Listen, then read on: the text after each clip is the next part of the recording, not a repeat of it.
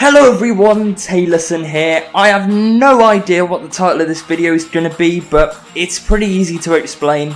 We're going to be racing in a Tour of only mountain stages. However, the teams can only use sprinters. Yes, I know what you're thinking. Wout van Aert is about to dominate. And this will definitely happen if I was using custom ratings. Real problems here for Wout van Aert, I'm afraid. We're going to be using cyanide ratings for this challenge, which means Wout van Aert is going to be nowhere near as good as he should be. So hopefully this will actually be quite close. As you can see, I have edited every single team to make sure that they have sprinters in their squads. And I'm going to take over Alpe Phoenix and try and get Mathieu van der Poel up the climbs. We'll see what happens. I hope it goes well, but I'm scared now. If you enjoy this content, please slap a like on it, because I'm thinking of doing this more often. Once the Tour de France series is done, we'll be doing more like experimenting on my tour and stuff. So if you do like this, please comment and like the video, and even subscribe to the channel if you're new. Go on. And here is the mountain Tour that we're going to be doing. We're going to do the first 2 stages in this episode, and then do the final 3 in around 4 weeks time. The first stage is from Bourg-Saint-Maurice to Alpe d'Huez. The second stage goes up Le Grand Colombiere, and the third stage goes up Méribel Col de la Loze. The fourth stage is a time trial up La Planche de Belfi, of course. It wouldn't be a time trial without a mountain in it. And the final stage will be up Mont Ventoux to see who the best climbing sprinter is. That makes no sense. My thoughts before this tour begins are that CCC are probably not going to be stopped. They have both Greg van Avermaet and Trentin! Where did Trentin come from? What the fuck? Every time he wins! I don't get it! I don't get it! Oh my god! Fucking Trentin, man! Oh my god, remember him in the cyanide ratings? Hello there. He was literally challenging the climbers for the mountain stages. Anyway, enough talking, let's get into the first stage.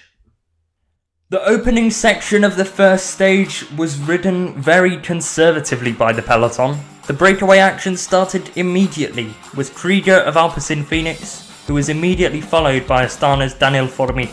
The duo were then joined by various groups of 1 or 2 riders, the highlights being Nicky Terpstra, Nicky Hazant and Connor Swift, forming an 8-man breakaway early on. The group couldn't get further than 40 seconds away from the peloton, however managed to compete for the intermediate sprint. Terpstra and Aert trying from afar, Krieger managing to bridge across, however Aert having enough of a kick to win the intermediate sprint ahead of Krieger. The 8 riders were caught at the foot of the Madeleine, just 3 kilometers away from the intermediate sprint. However, it wasn't over. Krieger, once again, starting off the attacks, followed by a different Astana rider this time, in Laurens de Vries. When the gap was above 2 minutes to the peloton, 2 riders decided to try and bridge the gap, Delage of FDJ and Bizeger of EF. However, the gap was just too far to close down, and they were swallowed up by the peloton with 3 kilometers to go until the top of the Madeleine. The Madeleine then would be contested by Krieger and de Vries, and it was clear to see that Krieger wanted those mountain points. He had enough power in the sprint to beat de Vries and take maximum points at the top of the Madeleine.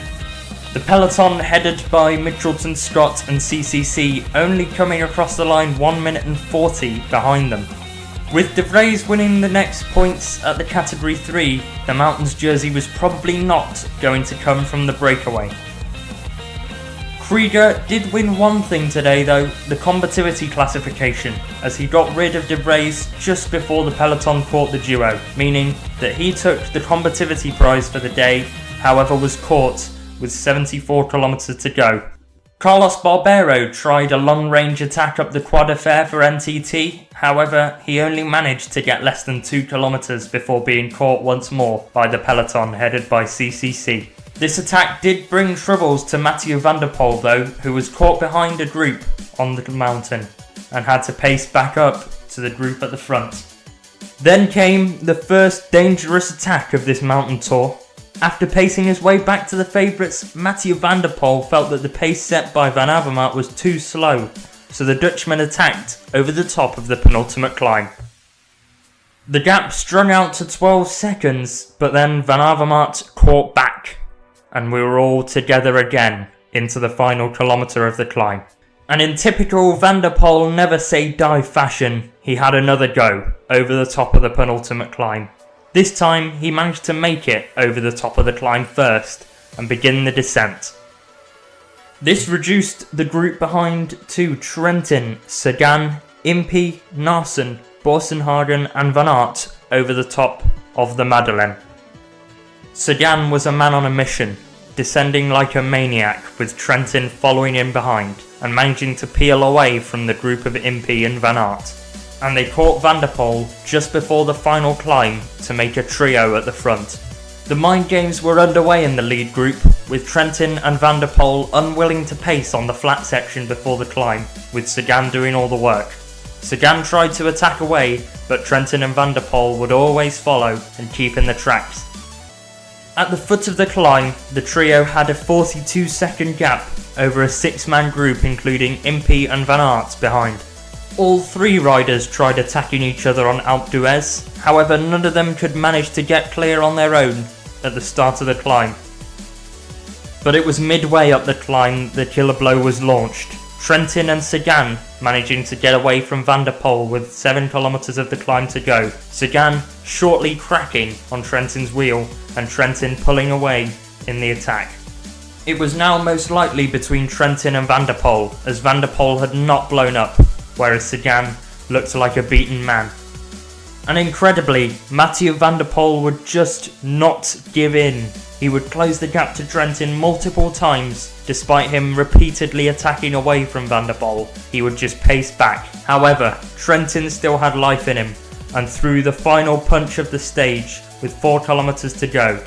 It was a knockout punch for Van der Poel as he cracked on the Alpe d'Huez, leaving Trentin to storm up the climb to what seemed like an unstoppable stage win.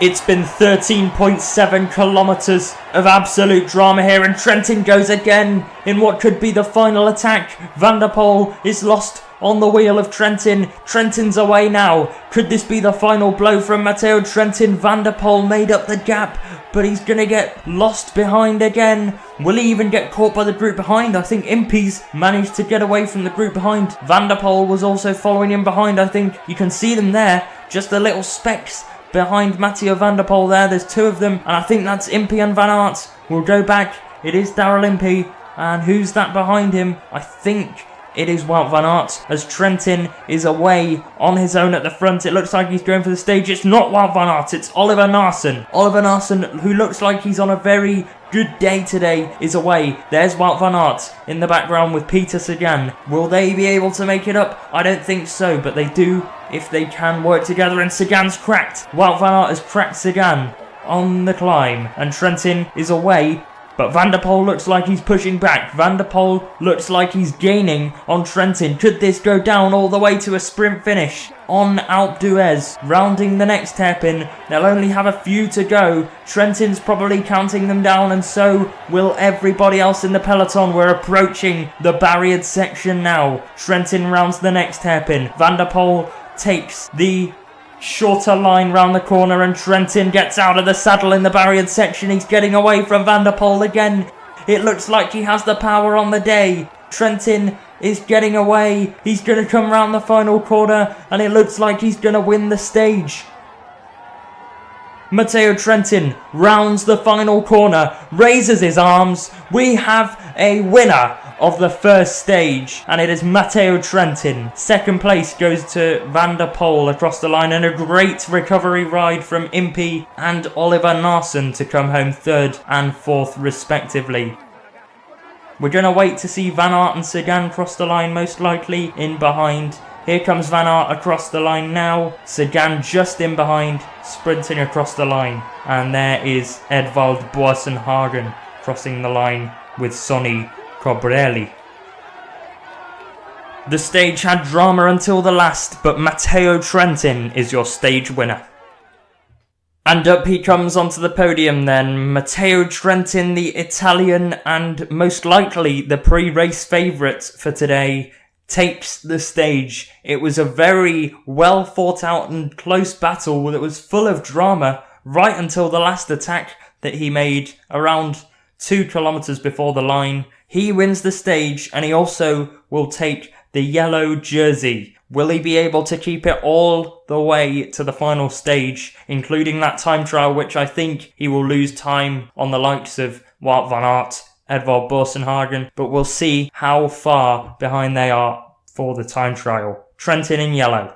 The green jersey goes actually to Matteo van der Poel, with his result in the intermediate sprint and the result at the end of the stage being taken into account. So Van der Poel will take the green jersey in the leader of the points classification. He is on the same amount of points as Matteo Trentin, actually, so that will be an interesting one to watch. Trentin, of course, in the polka dot jersey for being the first over the top of Alpe d'Huez. A good ride from him today, although he may have found it more difficult than he expected with Van der Poel being so glued to his wheel on that final climb. And finally, the white jersey will go to Mathieu van der Poel. He will most likely hold this for the whole way because there is nobody even near him already after this first stage.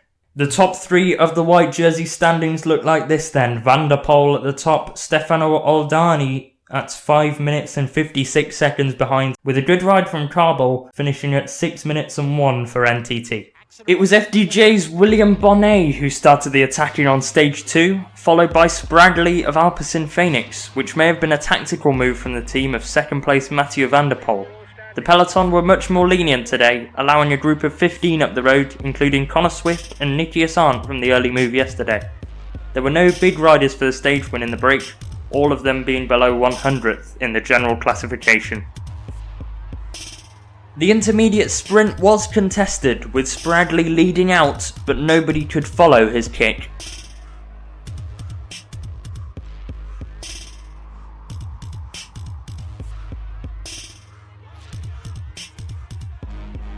The breakaway was reduced to an elite group of 4 up the climb.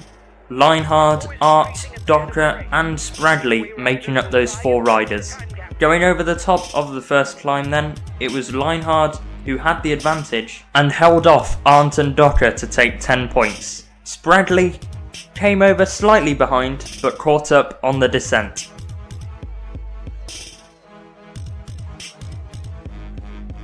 Meanwhile, in the general classification battle, Trentin and Impey got a slight lead on Van der Poel.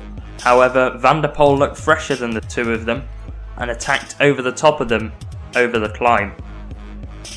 Only Trentin could follow the dig, and he led Van der Poel over the top of the mountain and onto the descent. If at first you don't succeed, then try again, and Van der Poel was trying, attacking over Trentin once more on the descent. Van der Poel managed to create a fairly big gap on Trentin down the descent, and with Spragley being called back from the breakaway at the foot of the climb, it seemed as though the Dutchman was favourite for the stage.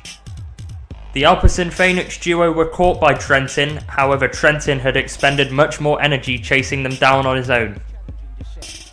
Over the penultimate climb, it was Lienhard that took it, ahead of Docker and Arndt, with the peloton coming over, led by Van der Poel, 2 minutes behind. On a slight rise in the road before the descent, Van der Poel thought he'd have a try, but it was chased down by Van Avermaet. A peloton of 19 started the climb up the Colombiere, but that was reduced to 13 with 5 kilometers to go, and the breakaway was caught. Then, under the 5 kilometers to go banner, Mathieu van der Poel tried a dig. With Van Avermaet cracking, it seemed as though Trentin was going to have to chase it down himself, so he attacked away from the group to try and bridge to Van der Poel. 2.5 kilometers to go then, and it's Van der Poel at the front. As you can see, Trentin is behind, attacking across. Midway through doing that, can he actually get across to Van der Poel as he's putting up a high pace on the front, and it's going to start getting flat, which is where Van der Poel shines the most. Can Trentin make it across? It's going to be a battle for the yellow jersey, it seems, at the end of this stage. Will Van der Poel actually be able to take yellow off Trentin if he gets a good enough gap? Trentin looks like he's going to just about bridge across now. And we have two at the front, and it's our two favourites for this tour and for this stage. But here comes the peloton, I think, and it's led by Narsson. Narsson in a desperate attempt to try and hold on to his top 3 place. Who's that coming across as well? I think that's Borsen Hagen of NTT in the background. But Trentin's hitting the front, getting a bit of the toe from the motorbike there, as Van der Poel sits on the wheel, going under a kilometre to go now. Trentin is rocking on the bike. Van der Poel looks fine. Van der Poel looks like he's the much fresher of the two here. We could still see a late charge from the peloton though, and it looks like it might be happening with Narsson coming to the front and attacking away. He's going to actually maybe go past both of them. Or as he just blows up there, and now Van der Poel launches his sprint and he gets away from Trentin. Narsson tries to follow and he can't do so, and it's going to be Mathieu Van der Poel that wins the stage, but he's going to go for all the bonus seconds he can get. As Narsson crosses in second, that could be huge for GC. Trentin comes over for third, Impey fourth, Borsenhagen fifth, and Rojas in sixth, with Sagan crossing the line in seventh. We're still yet to see Wout van Aert, but yeah, what a stage. So here is your stage winner then. Mathieu Van der Poel comes up onto the podium. What a stage from him. He managed to get away from Trentin. That's the first time he's cracked Trentin. And in a way, it could be revenge for the first stage where Trentin cracked him up Alpe d'Huez. Is this a showing that Van der Poel is stronger? But he doesn't take yellow though. Matteo Trentin stays in the jersey, but it is very, very tight now at the top, with Narsson even coming closer to Trentin. He may have to start worrying about the Age d'Isère rider, as he beat him on today's stage and took a couple of bonus seconds off him, but Trentin keeps the jersey. Of course, Van der Poel with this stage win goes into the green jersey, and then again, it is still a very tight competition up there. It looks like it's going to be played out between Trentin and Van der Poel though. Let's hope for him that he can add more. Yet another classification that's going to be played out between Trentin and Van der Poel is the King of the Mountains polka dot jersey classification. It looks like it's going to be between them two because they seem to be sharing the stages out so far. And it is Van der Poel who's come out on top in this classification because of his points over the intermediate mountains. And finally, in the Young Riders jersey, Van der Poel has got a far too big gap on everybody else, and he's making it look easy. So there we have it then. The first episode of the Mountain My Tour with sprinters is over. Who do you think will take the jersey by the end of the 5th stage? Will it be Trentin? Will it be Van der Poel? Will it be Narsson? Will it be Arnaud Démare from nowhere? We'll see. We'll find out. Put your predictions in the comments below, and we will see who is correct at the end. They may even get a shout out if they get it right. So yeah, I'll see you in whatever the next video is. Stay safe, enjoy yourselves, and goodbye.